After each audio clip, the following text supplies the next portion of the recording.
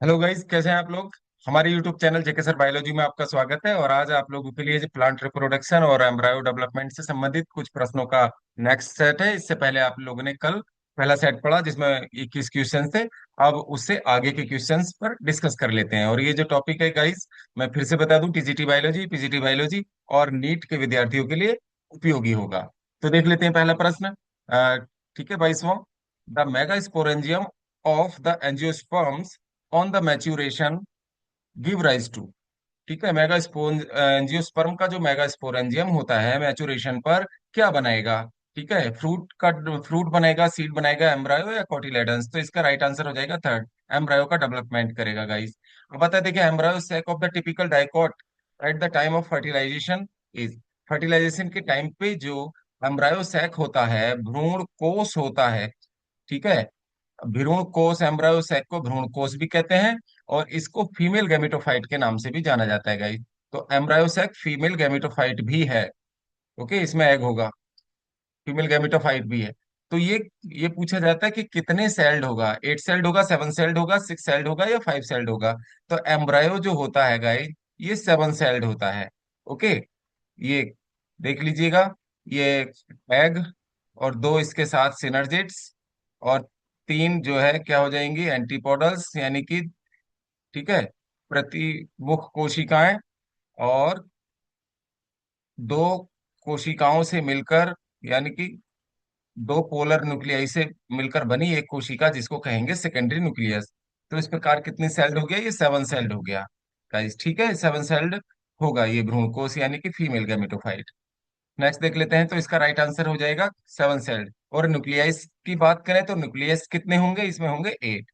3 nucleus इनमें होंगे, दो सेकेंडरी न्यूक्लियस में होंगे, और 3 ये होंगे। तो कितना हो गया, फीमेल गैमेटोफाइट 7 सेल्ड होगा। और 8 न्यूक्लिएटेड होगा। ये बहुत बार सवाल एग्जाम्स में पूछा जाता है जी, इस प्रकार। ठीक है, इस तरह के एम्ब्रायो सेक्स से कई प्रकार के सवाल बनते हैं। तो इस तरह से दोनों बातें एक साथ भी पूछी जा सकती हैं और अलग अलग भी पूछा जा सकता है, जैसे ये अलग से पूछा गया सवाल है। ओके गाइस, ये समझ पाए होंगे। तो एम्ब्रायो सेक को, भ्रूण कोष, तो भ्रूण कोष को और क्या कहेंगे, फीमेल गैमेटोखाई फाइट भी कहेंगे, यानी कि मादा युग्मकोद्भिद भी कहेंगे। और एम्ब्रायो सेक भी इसी को कहा जाता है गाइस। चलिए ठीक है, आगे बढ़ते हैं। The structure of embryo sac in angiosperm was first given by. Embryo sac की जो स्ट्रक्चर है एंजियोस्पर्म में, सबसे पहले किसने, ठीक है, इसको देखा या किसने बताया। तो इस स्ट्रक्चर को किसने दिया था, होम मिस्टर ने, हाफ मिस्टर ने, या स्ट्रासबर्गर ने, सॉगस ने, या इनमें से कोई नहीं। तो इसका राइट आंसर है गाइस हाफ मिस्टर ने सबसे पहले एम्ब्रायो सेक की स्ट्रक्चर को डिस्क्राइब किया था एंजियोस्पर्म्स में। तो इसका राइट आंसर हो जाएगा फर्स्ट। बता देखिए, monosporic 8 nucleate embryo sac is referred to as. ठीक है, मोनोस्पोरिक, ठीक है, 8 न्यूक्लिएट एम्ब्रायो सेक कैसा होता है, एलियम टाइप होगा, या, ठीक है, पेप्रोमिया टाइप होगा, पॉलीगोनम टाइप, या ब्रूसा टाइप। तो इसका राइट आंसर है पॉलीगोनम टाइप। इस प्रकार के, ठीक है, 8 न्यूक्लिएटेड और 7 सेल्ड जो एम्ब्रायो होगा, ठीक है, मोनोस्पोरिक, इसको हम पॉलीगोनम टाइप कहते हैं। अभी जो मैंने एम्ब्रायो आपको, ठीक है, एम्ब्रायो सैक बनाया था। ओके गाइस, फीमेल गैमेटोफाइट जो होगा तो इसको पॉलीगोनम टाइप कहेंगे। नेक्स्ट देख लेते हैं। The micropyle in a seed helps in the entry of. ठीक है, तो जो माइक्रोपाइल होता है सीड के अंदर, बीजांड द्वार, ठीक है, तो वो किसकी एंट्री के लिए हेल्प करता है, water pollen tube, male gamete, या नोन। तो ये वाटर की एंट्री के लिए हेल्पफुल होता है। यहाँ माइक्रोपाइल को हम पोलन ट्यूब से इसलिए नहीं कह सकते कि सीड का डेवलपमेंट हो गया, फर्टिलाइजेशन, ये सब चीजें सीड बनने में सारी प्रोसेस खत्म हो चुकी हैं। तो अब तो पोलन ट्यूब बीज के अंदर बनेगी नहीं, वो तो एम्ब्रायो सैक के लिए बनती है। ठीक है, तो एम्ब्रायो सैक की जो सिनर्जिड्स है उसमें वो अट्रैक्ट करती हैं पोलन ट्यूब को। तो वो सब चीजें होती हैं, लेकिन यहाँ पर वाटर के लिए होगा। अगर सीड की बात आएगी तो वाटर की एंट्री के लिए होगा। यहाँ कई बार कंफ्यूज हो जाते हैं कि माइक्रोपाइल में तो पोलन ट्यूब भी प्रवेश करती है, लेकिन वो इस स्थिति में नहीं। ठीक है, जब बीज का निर्माण हो गया तब नहीं, तब वाटर के लिए। अब आता है देखिए, डबल डबल फर्टिलाइजेशन मीन्स। द्विनिषेचन का मतलब है फ्यूजन ऑफ टू एग्स, दो अंड कोशिकाओं का जुड़ना, या दो अंडों का नहीं, ये तो हो ही नहीं सकता। ठीक है। फर्टिलाइजेशन का मतलब फ्यूजन ऑफ एग्स, अंडों का जुड़ना, and pollen nuclei of two pollen grains. ठीक है। और दो पोलन ग्रेन्स के पोलन न्यूक्लियाइज का जुड़ना नहीं। Fusion of one male gamete with egg. देखिए, फ्यूजन किसका, मेल गैमीट के साथ। एक तो फर्टिलाइजेशन ये बता रहे हैं कि मेल गैमीट के साथ एग जुड़ेगा, ये तो यहां तक सही है। दूसरा देख लेते हैं, and the other with secondary nucleus, और दूसरा न्यूक्लियाई सेकेंडरी न्यूक्लियस के साथ जुड़ता है। तो यहाँ देखिए प्रोसेस क्या कह रहे हैं, पहली प्रोसेस डबल फर्टिलाइजेशन की जो बात आ रही है, तो डबल फर्टिलाइजेशन में क्या होगा, देख लेते हैं। तो डबल फर्टिलाइजेशन में एक तो यह है कि मेल गैमीट या मेल न्यूक्लियाई किससे, एक तो जुड़ रहा है किसके साथ, एग से, तो जाइगोट बनेगा निश्चित रूप से, बाद में इससे एम्ब्रायो बनेगा। दूसरा मेल न्यूक्लियाई, ये बता रहे हैं कि दूसरा मेल न्यूक्लियाई किससे जाके जुड़ेगा, सेकेंडरी न्यूक्लियस से, सेकेंडरी न्यूक्लियस से। और सेकेंडरी न्यूक्लियस से जुड़कर क्या बनाएगा, एंडोस्पर्म बनाता है, भ्रूण पोष बनाता है, एंडोस्पर्म, जाइगोट। ठीक है। 2N होता है, और एंडोस्पर्म होता है ट्रिपल N, ट्रिपल फ्यूजन होकर ही बनता है। दो पोलर न्यूक्लियाई पहले मिलकर सेकेंडरी न्यूक्लियस बनाते हैं, सेकेंडरी न्यूक्लियस इसलिए 2N होता है, और मेल न्यूक्लियाई N होता है। तो ये जो भ्रूण पोष है, भ्रूण को, एम्ब्रायो को न्यूट्रिशन प्रोवाइड करने के लिए ये बनता है। ठीक है। तो एंडोस्पर्म, तो ये ट्रिपल N होता है आवृतबीजी पौधों में। तो जनरली, तो ये वाला तो सवाल सही है, डबल फर्टिलाइजेशन का जो तीसरा है यही सही हो जाएगा, कि fusion of one male gamete egg, और दूसरा अदर सिनर्जिट, सिनर्जिट से नहीं जुड़ता है। तो third is the right answer, third इसका राइट आंसर हो जाएगा। तो डबल फर्टिलाइजेशन की प्रोसेस में ये दो बार, एक मेल न्यूक्लियाई एग से जाकर जुड़ता है तो जाइगोट बनाता है, दूसरा मेल न्यूक्लियाई सेकेंडरी न्यूक्लियस से जाकर जुड़ता है तो 2N, जो सेकेंडरी न्यूक्लियस होता है, और N मेल न्यूक्लियाई, तो ट्रिपल N एंडोस्पर्म बनाता है। तो इस प्रोसेस को ट्रिपल फ्यूजन भी कहा जाता है। ये इस वाली सेकंड वाली प्रोसेस ट्रिपल फ्यूजन है, त्रिक संलयन इसको कहते हैं। ओके, तो डबल फर्टिलाइजेशन में निषेचन क्या हो रहा है, एक बीजांड के अंदर या एम्ब्रायो सेक के अंदर निषेचन यानी कि फर्टिलाइजेशन दो बार होता है, इसीलिए इसको डबल फर्टिलाइजेशन के नाम से जानते हैं।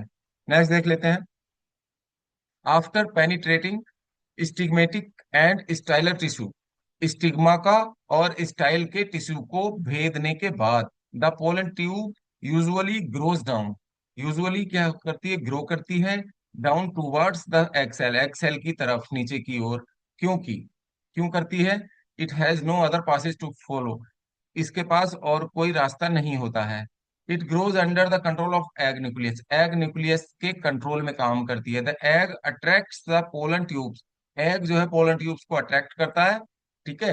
As they have the similar electric charge, अलग अलग चार्ज होने की वजह से।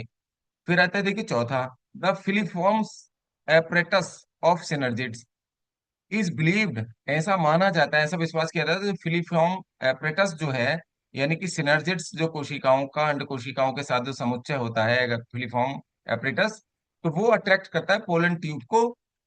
ठीक है, अपनी ओर। तो ये राइट आंसर है, आप लोगों ने देखा होगा। ठीक है, ये एग एपरेटस कहलाता है, ये फिलिफॉर्म एपरेटस भी कहते हैं इसको। ये सिनर्जिड्स होती हैं, ये एग सेल है। तो यहाँ सिनर्जिड्स में ये फिलिफॉर्म एपरेटस पाया जाता है, सिनर्जिड्स में यहाँ पर। इसको अगर हम और थोड़ा सा एलाबोरेट करके देखें, ये एक्सेल, ये सिनर्जिड्स के साथ में, और सिनर्जिड्स में ये क्या होता है, ये यहाँ पर इस प्रकार का ये फिलिफॉर्म एपरेटस होता है। ओके गाइस, ये फिलिफॉर्म एपरेटस है, ये क्या करता है, पोलन ट्यूब को अट्रैक्ट करता है अपनी ओर। ठीक है। तो ये राइट आंसर इसीलिए ये हो जाएगा फोर्थ। अब आता है देखिए, the position of the shoot apex in monocot embryo, monocot embryo में जो शूट एपेक्स होता है, ठीक है, वो होता है बेसल लेटरल पोजीशन में, या टर्मिनल, या सब टर्मिनल। तो इसका राइट आंसर लेटरल पोजीशन में होगा, वो लेटरली होता है। ठीक है, मोनोकोट में जो शूट एपेक्स की पोजीशन होगी। अब आता है देखिए, the fusion product of the polars and male gamete, देखिए फ्यूजन प्रोडक्ट पूछ रहे हैं, फ्यूजन होने के बाद जो प्रोडक्ट बनता है पोलर से, यानी पोलर न्यूक्लियाई का, और मेल गैमीट का। पोलर न्यूक्लियाई कौन से होते हैं? ठीक है, पोलर न्यूक्लियाई कहते हैं। पोलर्स का मतलब सेकेंडरी न्यूक्लियस को पोलर्स कहा गया है यहाँ पर। ये है सेकेंडरी न्यूक्लियस। इसका मतलब दो पोलर न्यूक्लियाई जुड़कर बने थे सेकेंडरी न्यूक्लियस के रूप में। तो ये इसके साथ मेल गैमीट यानी मेल न्यूक्लियाई बनेगा, मेल गैमीट जुड़कर।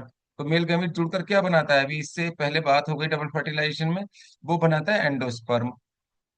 एंडोस्पर्म बनाने का काम करता है, ठीक है, यानी कि वो ट्रिपल एन। ओके, ये संरचना जो बनी। तो द्वितीय केंद्रक 2n और मेल गैमीट n, तो इस तरह से जो ट्रिपल एन संरचना बनी एंडोस्पर्म बनता है। तो इसका राइट आंसर क्या हो जाएगा? प्राइमरी एंडोस्पर्म न्यूक्लियस बनाएगा, यानी कि एंडोस्पर्म बनाएगा। इसमें एंडोस्पर्म आ गया है। फिर आता है at the which stage of the endosperm, endosperm की किस स्टेज पर, ठीक है, किस स्टेज पर, एंडोस्पर्म डेवलपमेंट की किस स्टेज पर will you examine to find out, कैसे पता करोगे whether is it is nuclear type या सेलुलर टाइप? ये न्यूक्लियर टाइप है इसका एंडोस्पर्म का डेवलपमेंट, या न्यूक्लियर टाइप है, ये आप लोगों को बताना होगा। तो देखिए, stage of the following the division of the primary endosperm nucleus, stage of following, यानी कि डिवीजन के समय में, ऐसे समय में जहां प्राइमरी एंडोस्पर्म न्यूक्लियस क्या करता है, ठीक है, डिवीजन कर रहा होता है। यह mature stage of the endosperm when embryo has started dividing, at the stage of the endosperm when embryo is heart shaped. तो इसका राइट आंसर हो जाएगा first. First is the right answer guys. तो यहाँ ये टॉपिक कंप्लीट हो जाता है। नेक्स्ट वीडियो में हम मिलते हैं।